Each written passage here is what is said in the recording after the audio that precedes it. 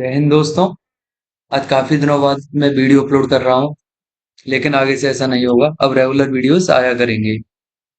पुरानी वीडियोस पे आप लोगों ने बहुत सपोर्ट किया, उसके लिए आपका बहुत बहुत धन्यवाद। आपकी सपोर्ट से उन वीडियोस पे काफी ज्यादा व्यूज आए, जिसकी वजह से मेरे चैनल का मोनेटाइजेशन हो गया। अब मेरी वीडियोस पे ऐड आया करेंगे, लेकिन अगर आपको ऐड देखना पसंद ना हो तो आप कमेंट कर देना, मैं उनको बंद कर दूंगा।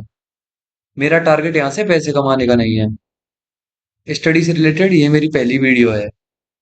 आप सबको पता होगी कि इस साल हमारे लोकसभा इलेक्शन हुए और नई लोकसभा का गठन हुआ, जो कि हमारी 18वीं लोकसभा है।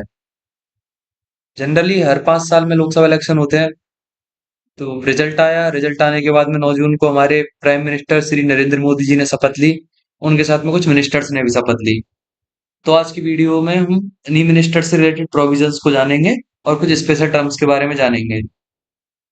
मैं उम्मीद करता हूं कि आपको इतना तो पता होगा कि सेंटर लेजिस्लेचर मतलब विधायिका को पार्लियामेंट कहते हैं, और इसके दो हाउस होते हैं। एक तो लोकसभा, दूसरा राज्यसभा। इनके मेंबर्स को पीएम कहते हैं। सभी स्टेट्स में और कुछ यूटीज में भी लेजिस्लेचर हैं, विधायिका हैं, जिसको लेजिस्लेटिव असेंबली बोलते हैं, विधानसभा बोलते हैं। और इनके मेंबर्स को एमएलए कहते हैं। हमारी कंट्री में 6 ऐसे भी राज्य हैं जहां पे सेंटर की तरह दो हाउस हैं। एक लेजिस्लेटिव असेंबली, दूसरा लेजिस्लेटिव काउंसिल। तो ऐसे कौन से 6 स्टेट्स हैं? तो उनमें सबसे पहले है कर्नाटका, दूसरे पे है उत्तर प्रदेश, तीसरे पे है महाराष्ट्र, बिहार, आंध्र प्रदेश और तेलंगाना। ये 6 राज्य हैं जहाँ पे लेजिस्लेटिव काउंसिल भी है। इनके मेंबर्स को एमएलसी बोला जाता है, मेंबर ऑफ लेजिस्लेटिव काउंसिल। एक व्यक्ति को सेंटर में कोई भी मिनिस्टर बनने के लिए लोकसभा या राज्यसभा का मेंबर होना जरूरी है, मतलब एमपी होना जरूरी है। और अगर वो एमपी नहीं है या फिर किसी भी हाउस का मेंबर नहीं है, तो 6 महीने के अंदर उसे एमपी बनना ही पड़ेगा। वो कंपलसरी है, नहीं तो वो मिनिस्टर नहीं रह पाएगा। सेम प्रोविजन स्टेट्स में भी है, यूटीज में भी है। अगर वो एमएलसी या एमएलए नहीं है, तो उसको 6 महीने के अंदर एमएलसी या एमएलए बनना पड़ेगा, नहीं तो वो मिनिस्टर नहीं रह पाएगा। ये क्यों जरूरी है? तो आप बस इतना बेसिक जान लो कि डेमोक्रेसी वाली कंट्री में अगर कोई इंसान डायरेक्टली या इनडायरेक्टली लोगों के द्वारा इलेक्ट नहीं किया गया है और वो मिनिस्टर बन के बैठ जाए, तो फिर डेमोक्रेसी कैसी? लोग अपने द्वारा चुने हुए इंसान को ही तो पावर में लाना चाहेंगे ना, जो उनके लिए काम करे। ये एक रूल होता है पॉलिटी में, डेमोक्रेटिक मैंडेट का। मैं जितनी भी चीजें बताऊंगा वो सेंटर में और स्टेट्स में दोनों जगह पे सेम होती हैं। अब सबसे पहले बात करते हैं मिनिस्टर्स कितने टाइप्स के प्रकार के होते हैं। तो सबसे पहले मिनिस्टर होते हैं कैबिनेट मिनिस्टर्स।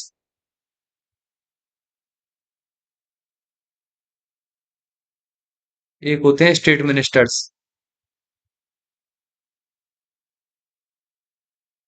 और एक होते हैं स्टेट मिनिस्टर्स इंडिपेंडेंट चार्ज।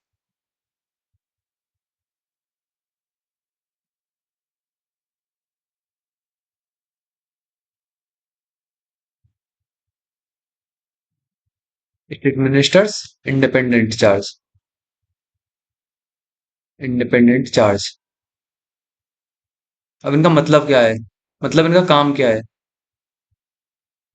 जितनी भी सेंटर में, यूनियन में जितनी भी बड़ी बड़ी मिनिस्ट्रीज होती हैं, उनमें जिनको मिनिस्टर्स बनाया जाता है उनको बोलते हैं कैबिनेट कैबिनेट मिनिस्टर्स। और या फिर स्टेट्स में जितनी भी बड़ी बड़ी डिपार्टमेंट है, उनके मिनिस्टर्स को बोलते हैं कैबिनेट मिनिस्टर्स। ये स्टेट मिनिस्टर्स होते हैं जो डिपेंडेंट चार्ज वाले। ये क्या करते हैं? जितने भी बड़ी बड़ी मिनिस्टर्स में कैबिनेट मिनिस्टर्स होते हैं, एज ए असिस्टेंट या फिर एज ए एडिशनल मिनिस्टर की तरह वर्क करते हैं इनके साथ में, बड़ी मिनिस्ट्रीज में। और ये जो स्टेट मिनिस्टर्स इंडिपेंडेंट चार्ज वाले होते हैं, ये जो छोटी छोटी मिनिस्ट्रीज होती हैं, स्टेट्स में छोटे छोटे डिपार्टमेंट होते हैं, उनको उनमें इनको मिनिस्टर बना दिया जाता है। ये डिपेंड नहीं रहते इनके, ये इनके साथ में काम नहीं करते, ये फ्री होते हैं इंडिपेंडेंट चार्ज वाले। लेकिन इनके पास में छोटी मिनिस्ट्री है, डिपार्टमेंट होते हैं, और इनके पास में बड़ी मिनिस्ट्री या डिपार्टमेंट होते हैं।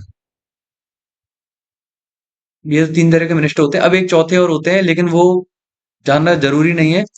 Deputy minister. आपने सुना होगा कि कई स्टेट्स में ये पॉलिटिकल एजेंट है बेसिकली एक। क्योंकि आपने सुना होगा कई स्टेट्स में जब सरकारें बनती हैं तो कोalition गवर्नमेंट बनती हैं, तो मतलब कुछ खुश करने के लिए डेप्यूटी चीफ मिनिस्टर बना दिया जाता है। सुना होगा आपने, उप मुख्यमंत्री बोलते हैं इसको, डेप्यूटी चीफ मिनिस्टर बना दिया जाता है। तो बेसिकली वही होते हैं डेप्यूटी मिनिस्टर्स। लेकिन मेन जो मिनिस्टर होते हैं वो तीन तरह के होते हैं, ये जो मैंने ऊपर आपको बताया। अब आगे बात करते हैं इनको अपॉइंट कौन करता है। इनको अपॉइंट कौन करता है, ये रिजाइन किसको देते हैं और इनको ओथ कौन देता है। तो सेंटर में जितने भी मिनिस्टर्स होते हैं इनको अपॉइंट करता है प्रेसिडेंट, चाहे वो प्राइम मिनिस्टर हो या फिर वो कोई सा भी मिनिस्टर हो। पहले प्रेसिडेंट प्राइम मिनिस्टर को अपॉइंट करेगा, जो पार्टी मेजोरिटी में होगी इसके लीडर को प्राइम मिनिस्टर अपॉइंट करेगा। उसके बाद में उसकी पीएम की एडवाइस पे बाकी के सारे मिनिस्टर्स को अपॉइंट करेगा। पीएम की एडवाइस पे बाकी के सारे मिनिस्टर्स अपॉइंट किए जाएंगे। ये जो मैंने तीनों प्रकार के मिनिस्टर्स बताए थे, जो cabinet, state with dependent charge, state with independent charge, ये तीनों की तीनों पीएम की एडवाइस पे प्रेसिडेंट अपॉइंट करता है। स्टेट और यूटीज में सेम होता है, वहां पे गवर्नर होता है, या फिर यूटीज में लेफ्टिनेंट गवर्नर होता है। तो वहां पे भी सेम, पहले चीफ मिनिस्टर को अपॉइंट किया जाएगा। उसके बाद में चीफ मिनिस्टर की एडवाइस पे बाकी के सारे मिनिस्टर को अपॉइंट किया जाएगा। तो लेकिन दिल्ली की एक स्पेशल केस होता है, क्योंकि दिल्ली में जो सीएम अपॉइंट किया जाता है वो लेफ्टिनेंट गवर्नर के द्वारा नहीं किया जाता। लेफ्टिनेंट गवर्नर के द्वारा नहीं किया जाता, वो किया जाता है प्रेसिडेंट के द्वारा। दिल्ली का जो सीएम है अरविंद केजरीवाल जी हैं, जो वो प्रेसिडेंट, हमारे कंट्री के प्रेसिडेंट के द्वारा ही अपॉइंट किए जाते हैं। लेकिन इनको जो नाम सजेस्ट करते हैं वो होते हैं लेफ्टिनेंट गवर्नर। जो दिल्ली के लेफ्टिनेंट गवर्नर है वो प्रेसिडेंट के लिए मेजोरिटी पार्टी के लीडर का नाम सजेस्ट करेंगे और प्रेसिडेंट फिर सीएम को अपॉइंट करेगा। तो दिल्ली के सीएम का स्पेशल केस होता है, वो भी प्रेसिडेंट के द्वारा अपॉइंट किया जाता है। फिर बाकी के रिजाइन किसको देते हैं। तो सेम सेंटर में तो जितने भी जो वो होते हैं मिनिस्टर्स, वो रेस्पॉन्सिबल होते हैं इंडिविजुअली प्रेसिडेंट के प्रेसिडेंट के लिए। तो ये रिजाइन भी किसके लिए देंगे, प्रेसिडेंट को। अगर किसी मिनिस्टर को रिजाइन देना हो तो प्रेसिडेंट के लिए अपना रेजिग्नेशन देगा। सेम स्टेट्स में होता है, स्टेट्स में किसी भी मिनिस्टर को रिजाइन देना हो तो वो अपना गवर्नर के लिए या लेफ्टिनेंट गवर्नर के लिए देगा। उसके बाद में बात करते हैं इनको ओथ कौन दिलाता है। तो सेंटर में प्रेसिडेंट ओथ दिलाता है, जैसा कि आपने देखा होगा 9 जून को हमारे पीएम के लिए ओथ दिलाई थी प्रेसिडेंट ने, श्रीमती द्रौपदी मुर्मू जी ने। और स्टेट्स में या यूटीज में इनके लिए कौन ओथ दिलाता है, गवर्नर या लेफ्टिनेंट गवर्नर। दिल्ली में भी याद रखना, ओथ हमेशा लेफ्टिनेंट गवर्नर ही दिलाएगा। अपॉइंटमेंट तो प्रेसिडेंट करेगा सीएम का, लेकिन ओथ हमेशा लेफ्टिनेंट गवर्नर दिलाएगा दिल्ली में, दिल्ली के सीएम को।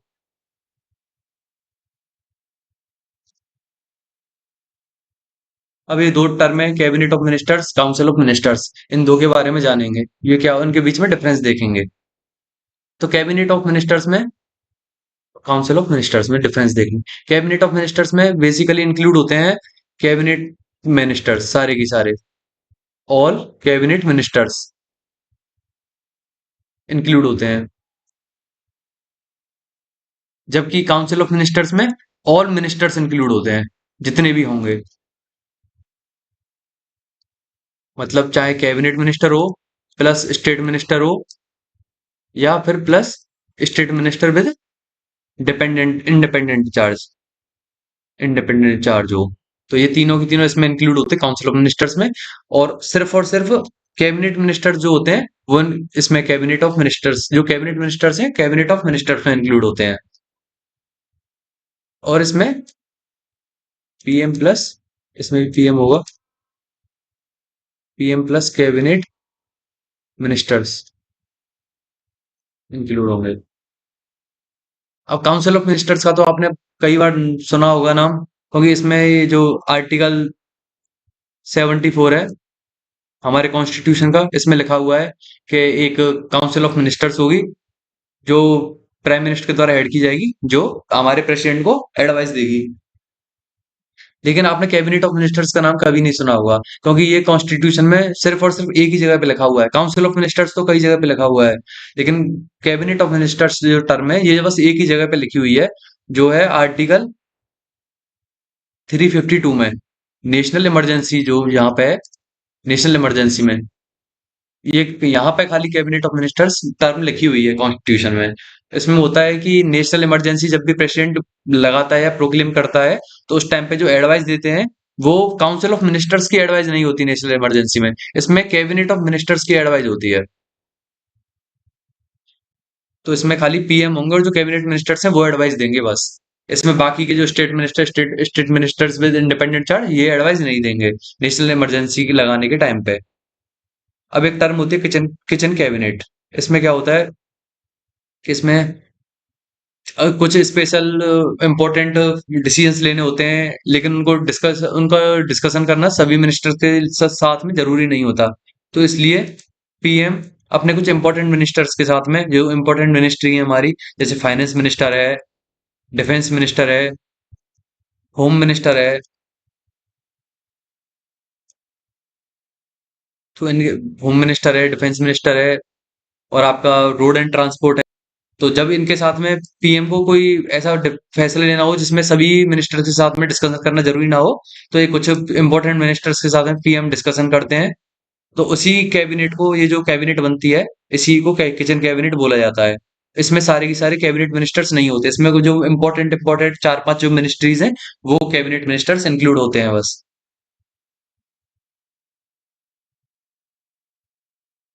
ये आपने बहुत सुना होगा, राइट विंग लेफ्ट विंग लोग करते रहते हैं, लेकिन लोगों को इसके बारे में शायद ही पता हो। इसका मतलब क्या होता है?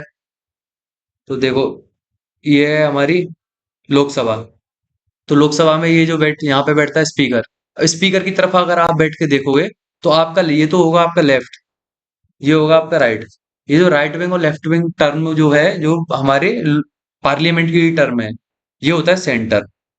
तो जो हमारी गवर्नमेंट होती है, अब गवर्नमेंट होती है वो जो उसके ऐसे प्राइम मिनिस्टर हैं, मिनिस्टर्स हैं, उनकी पार्टी के लोग हैं, उनके जो कोएलिशन में या फिर गठबंधन में जो उनके साथ में पार्टीज हैं उनके मेंबर हैं, तो वो बैठते हैं इधर। तो इधर ऐसे कि इधर प्राइम मिनिस्टर बैठेंगे, उनके साथ में मिनिस्टर्स जो होंगे वो इधर आ जाएंगे फ्रंट सीट्स पे।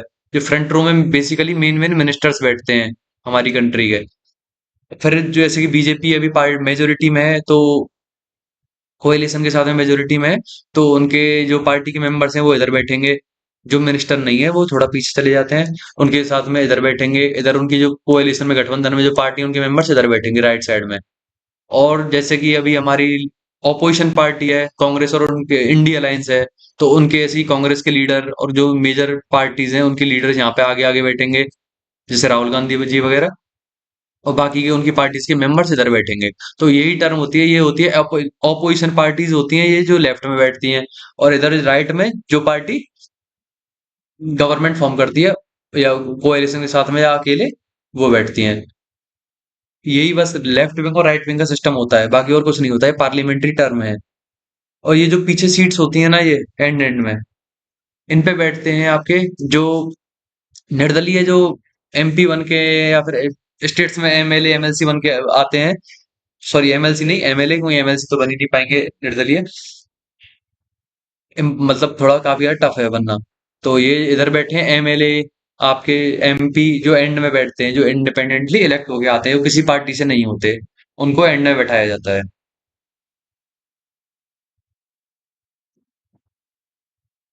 अब बात करते हैं नो कॉन्फिडेंस मोशन के बारे में। अभी इस इलेक्शन होने से पहले भी नो कॉन्फिडेंस मोशन लाया गया था। तो इसको देखते हैं, इसका प्रोसीजर क्या है इसको लाने का, और इसके इफेक्ट क्या होंगे अगर ये पास हो जाता है तो। तो पहले तो देखो, नो कॉन्फिडेंस मोशन बेसिकली सरकार गिराने के लिए लाता है। जो मिनिस्टर हैं हमारे, प्राइम मिनिस्टर हैं, उनकी सरकार गिराने के लिए लेकर आता है। तो सरकार गिर जाएगी तो ऐसा तो है नहीं, अब इसको खुद ही जो पार्टी गवर्नमेंट फॉर्म कर रही है वो तो लेकर आएगी नहीं, तो इसको ऑपोजिशन पार्टी हमेशा ऑपोजिशन पार्टी ही लेकर आती है नो कॉन्फिडेंस मोशन को। ऑपोजिशन पार्टी लेकर आएगी नो कॉन्फिडेंस मोशन को। अब इसको लाने के लिए 50 तो एमपी का सपोर्ट चाहिए होता है। 50 एमपी का सपोर्ट होगा तो ही आप नो कॉन्फिडेंस मोशन लेकर आ सकते हो। अब 50 एमपी के सपोर्ट के साथ में आपको स्पीकर है जो आपके हाउस का, स्पीकर की अप्रूवल चाहिए होगी इसको लाने के लिए। अगर वो अप्रूव नहीं करेगा तो आप इसको लोकसभा में नहीं लेकर आ सकते, लोअर हाउस में नहीं लेकर। एक बात याद रखना, ये राज्यसभा में नहीं लाया जा सकता, क्योंकि जो वो होती है हमारी गवर्नमेंट, वो रेस्पॉन्सिबल होती है लोअर हाउस के लिए। तो ये खाली लोकसभा में लेकर लाया जा सकता है, ना कि राज्यसभा में। तो लोकसभा में, क्योंकि मेजोरिटी भी लोकसभा की ही देखी जाती है गवर्नमेंट फॉर्म करते समय। अब 50 MP है ऑपोजिशन के पास में, सपोर्ट है 50 MPs का, सपोर्ट के साथ में स्पीकर ने अप्रूवल दे दी। अब ये नो कॉन्फिडेंस मोशन आ गया हाउस में, लोकसभा में ये आ गया। अब इसको मैं लोकसभा में आने के बाद में, अगर ये सिंपल मेजोरिटी से पास हो जाता है, सिंपल मेजोरिटी से अगर ये पास हो गया, तो अगर ये पास नहीं हुआ, तो ये वहीं के वहीं खत्म हो जाएगा वहीं पे। लेकिन अगर ये पास हो गया सिंपल मेजोरिटी से, मतलब मोर देन 1/2, 1/2,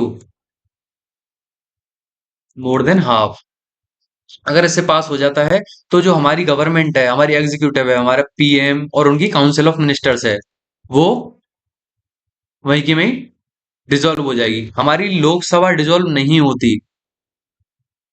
ये आप कई बार आपने सुन लिया होगा, कई टीचर बता देते हैं कि लोकसभा डिसॉल्व हो जाती है नो कॉन्फिडेंस मोशन पास होने के बाद। लोकसभा डिसॉल्व नहीं होती। ये जो हमारी गवर्नमेंट है, हमारी PM plus council of ministers, ये डिसॉल्व होती है नो कॉन्फिडेंस मोशन पास होने के बाद में। उसके बाद में प्रेसिडेंट दोबारा से हाउस में जाते हैं, हाउस में बोलते हैं, अगर कोई पार्टी, अगर कोई ऐसी पार्टी हो या कोalition हो, गवर्नमेंट वो हो, कोalition हो जो गवर्नमेंट फॉर्म करने में सक्षम हो, तो वो तैयार हो जाओ। अगर ऐसी कोई भी पार्टी नहीं होती है, कोalition नहीं होता है, तो फिर प्राइम मिनिस्टर एंड में जाके इसको डिसॉल्व करते हैं लोकसभा को। जब अगर फिर से मान लो कि अभी बीजेपी के खिलाफ लाया गया, अब बीजेपी के पास मेजोरिटी नहीं है, उनकी मेरे ख्याल से शायद 242 या 240 का राउंड सीट आई है उनकी। तो अभी कोalition में उन्होंने गवर्नमेंट बना रखी है। अभी नो कॉन्फिडेंस मोशन आया और पास हो गया, तो जो हमारे पीएम है और उनकी काउंसिल ऑफ मिनिस्टर है, वो खत्म हो जाएगी। अभी फिर दोबारा से लोकसभा हमारी खत्म नहीं होगी, फिर प्रेसिडेंट पार्टीज को मौका देंगे दोबारा से गवर्नमेंट फॉर्म करने के लिए। अगर कोई भी पार्टी गवर्नमेंट फॉर्म नहीं कर पाती है, तो प्रेसिडेंट लोकसभा डिसॉल्व कर देंगे और दोबारा से इलेक्शन होंगे। लेकिन अगर कैसे भी करके पार्टीज, मान लो दोबारा से ही बीजेपी कोalition करके अब दोबारा से 272 सीट्स के साथ में गवर्नमेंट फॉर्म करने में सक्षम होती है, तो फिर दोबारा से वो अपनी प्राइम मिनिस्टर चुन लेंगे और काउंसिल ऑफ मिनिस्टर्स चुन लेंगे, और फिर जो जैसी एग्जिट चल रही है लोकसभा, वैसी चलती रहेगी। अब बात करते हैं मैक्सिमम स्ट्रेंथ के बारे में, काउंसिल ऑफ मिनिस्टर्स की और उनके टेन्योर के बारे में। तो हमारा 91st कॉन्स्टिट्यूशनल अमेंडमेंट हुआ था 2003 में। इसमें जो काउंसिल ऑफ मिनिस्टर्स है, इसकी लिमिट कर दी गई थी, मतलब जितने भी हमारे मिनिस्टर्स हैं, cabinet ministers, state ministers, state with independent charge plus prime minister, उनकी लिमिट कर दी गई थी, 15% से ज्यादा नहीं होंगे। क्यों करी गई थी वो मैं अगली वीडियो में बता दूंगा। ये एंटी डिफेक्शन लॉ का सिस्टम था। डिफेक्शन की वजह से काफी ज्यादा लोग डिफेक्शन कर रहे थे, दूसरी पार्टीज में जा रहे थे मिनिस्टर बनने के लालच की वजह से, इसलिए 15% लिमिट लगा दी गई, ठीक है। 15% से ज्यादा लोअर हाउस, ओ लोअर हाउस के 15% से ज्यादा आपके मिनिस्टर्स नहीं हो सकते। तो जैसे कि हमारे लोकसभा में 543 मेंबर्स हैं, तो अब इसका 15% 80 हो गया। तो हमारे जो सेंटर में मिनिस्टर होंगे, वो 80 से ज्यादा नहीं हो सकते। अब 80 में से 79 तो आपके तीनों तरीके के मिनिस्टर हो जाएंगे, cabinet minister, state minister with independent charge, plus एक आपके प्राइम मिनिस्टर हो जाएंगे। हाँ, प्राइम मिनिस्टर भी इसी में इंक्लूड होते हैं।